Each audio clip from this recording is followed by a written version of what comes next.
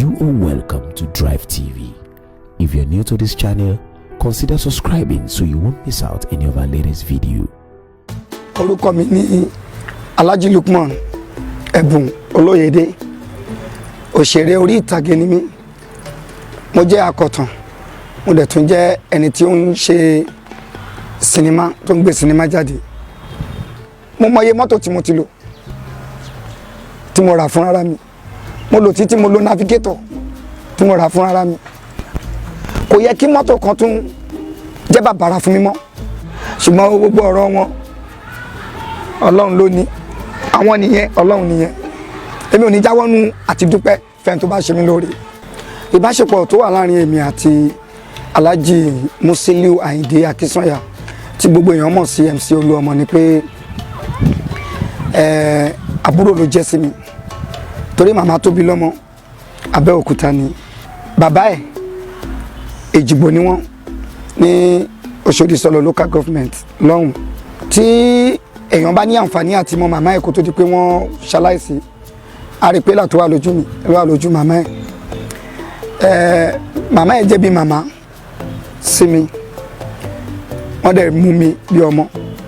Láti bẹ̀ lọ, òun náà rí mi gẹ́gẹ́ bí ẹ̀gbọ́n ẹ̀. Lẹ́yìn tí mo tún rí bí àbúrò mi, mo tún rí bí ọ̀gá. Torí ipò tí Ọlọ́run gbé sí, ipò ọ̀gá ni. Bí mo ṣe ń rí nìyẹn. Ìgbà mi ti máa fẹ́ pé ọ̀gá.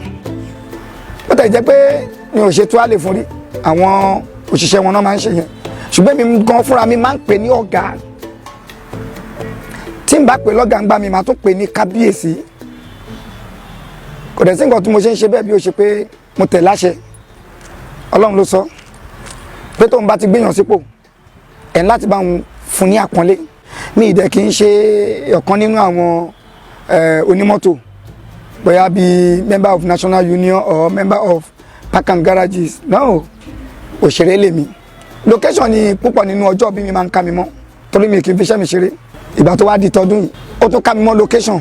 Ìgbà tí mo wá parí gbogbo location tí mo dé kò, mo wá ní okay, ibo lẹ́wà number 1 Oluomo. Àwọn ni àwa ti lọ sí party o, àmà tó dé. Ibo lẹ́wà, mo ní mo fẹ́ máa lọ sí ọ̀dọ̀ mi ní Àjàó ní ilé mi, pé but mo ní kí n wo bóyá ẹ wà lé, torí Àjàó ní àjọ ń gbé. Àwọn ni Igwe àná mà ti wà lójú ọ̀nà àti kúrò níbi tá wà àti ń bọ̀ nílé.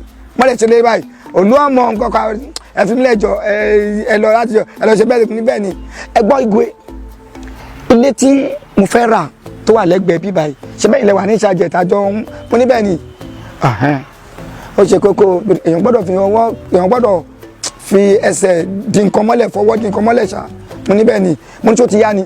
Ó ní ó dà pé àti jọ̀wọ́n pé ó yẹ ká ti sanwó láti jọ kò sówó, kò sówó, Ọlọ́run á jẹ́ kówó wà. Àṣà rẹ̀ rìn. Ilé yẹn dànù Igwe.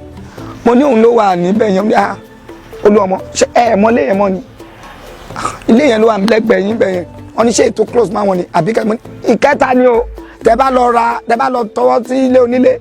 Àṣà àtúnjọ rẹ̀ rìn. Ó ní òkè Igwe ẹja jọ débẹ̀. Adẹ̀dìde pẹ̀lú ọ̀rẹ́ mi Kesh, ẹ̀gbọ́n MC nìyẹn náà. Èmi àti ẹ̀ náà àjọ lọ sí Premier ni Sakesh. Adẹ̀dìde pẹ̀lú àwọn èèyàn. Ọ̀yá o, wọ́n á sọ fún Kesh pé máa gbé Oluomo. Torí mo sáré síwájú, mo di Kesh yẹn mú pé Oluomo. Ṣọlẹ̀ wọn máa lóhun òdàlẹ́ yẹn mọ́ ni. Olóòtú pé òun máa sanwó, ó ti fẹ́ sanwó báyìí. Pẹ̀lú òkè, ó ti yá. Àwa move síwájú díẹ̀. Mo wá náwó pé bẹ́ẹ̀ ó ní Oluomo wá ní ẹ̀dẹ̀ náwó. Wá gó ní bí tó 12. Táwọn onílé àwọn tó wà ń bẹ́ẹ̀ bá tó bá lọ sọ pé bóyá kí ní kan mú ní òkè òótọ́ dẹ̀ lè sọ ẹja kúrò. Báyìí fẹ́ kó báyìí ó kọ̀ fọ́ ọkọ mi lọ́rùn ni. Mo ní òkè adẹ̀ ń bọ̀. Bó ṣe tì mí lu Kesh mọ́ mọ́tò tó rà fún mi yẹn nìyẹn. Mo ní akíndélé yìí ó kàn tì mí lu. Mo ní ṣé ò sí. Ó bá nà kíìsì mi. Mo fẹ́ dákú. Bóyá dídákú yẹn bá ti pé àwọn tó ń bú mi. Pé bí mo ṣe gbákìtì tí mo rábàbà fọlọ́hún yẹn. Bóyá ká ní mo tiẹ̀ ti wá dákú ni. Mi ìmọ̀ orú nǹkan tó wọ́n bá ṣe fún mi. Bóyá tí bá padà jí wọ́n máa nà mí bàjẹ́ ni pé orí ẹ̀ ò dákú fún MC. Àwọn tí wọ́n lóye, àwọn tí wọ́n mọ Ọlọ́run. Ṣùgbọ́n ẹni tí ò bá lóye, èèyàn ò dẹ̀ ní dákọjá ọgbọ́n orí ẹ̀. Òun ló fa àwọn tó ń bú mi. Bí mo ṣe sáré nìyẹn, Oluomo dúró. Ó kàn lọ́n ti ẹ̀ ni. mo wá ń yíra fọ́lọ́hun báwọn aráàlú àwọn èrò wọ́n ṣe kì í mọ́lẹ̀ nìyẹn o mi ò rírú èébú ìrí mi ò mọ ibi tí èèyàn ti ń ga ju ọpẹ́ lọ ẹ ṣe gbà mí lọ́wọ́ àwọn èèyàn tó ń bú mi ta lèmi wọ́n wò mí lórí tẹ́lẹ̀ Olaiya Igwe kí n káàbọ̀ mo tún wá ga jọpẹ́ lọ téèyàn bá ti proof pé òun ga jọpẹ́ lọ ó ti ga jọ Ọlọ́run lọ nìyẹn gbogbo ẹni tó bá ń ṣoore fún mi téèyàn bá ṣoore 1,000 fún mi máa kí níbi 10 to 20,000 bọ́lọ́run ṣe mí nìyẹn àwọn èrò tó dẹ̀ ń bú mi ọ̀bá dẹ̀ fi mí lẹ̀ bí Ọlọ́run ṣe mí káwọn hùwà bí Ọlọ́run ṣe wọ́n ṣùgbọ́n mo rí gbogbo ẹ̀ pé èrò ló bú mi èèyàn ò bú mi àwọn èèyàn wọ́n comment dáadáa nípa mi but àwọn èrò àwọn yẹn bú mi. Thank you for watching. If you're new to this channel, consider subscribing so you won't miss out any of our latest video.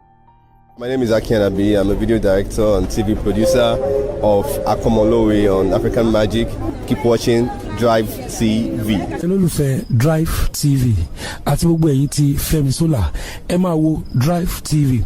Keep watching Drive TV. My name is Olaiya Igwe. Taking this time out to tell you all that you keep watching Drive TV. What drive ẹ̀wọ̀ ní ògo ẹ̀? What drive ẹ̀wọ̀ fulfilment? What drive ẹ̀wọ̀ bí tó bá lọ? Ó ní iṣẹ́ rẹ̀. Ibi ni kò máa wò Drive TV. Thank you. Chloe. Drive TV, driving you around the world.